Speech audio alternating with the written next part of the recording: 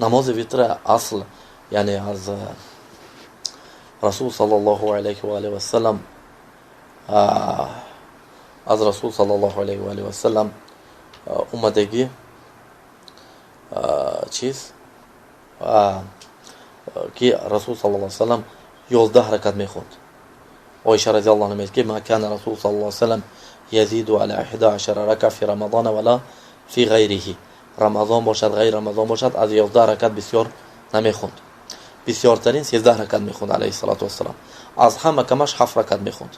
لیکن حدیث دارقطنی با اومدگی حدیث ابو ایوب الانصاری که رسول صلی الله علیه و سلم میگه که فمن شاء فلیصلی فلیوتر بخمس و من شاء فلیوتر بثلاث و من شاء فلیوتر برکعت. کسی میخواهد ویتر با 5 رکعت کند، کسی میخواهد با 3 رکعت کند و کسی میخواهد با 1 رکعت ویتر کند. هم به معاویه بن ابی سفیان رضی الله تعالی عنه 1 رکعت ویتر میخواند. وقتی که ابن عباس گفتن که دعوه فانه صحابی، و فی روایت گفت که دعوه فانه صاحب النبی صلی الله علیه و و فی روایت قال دعوه فانه فقیه. مونت گفت فقیه میدوند که کار بشه. هم بیانه میشه، لیکن بهترش چیه؟ انسان ویتر 11 رکعت میخواند.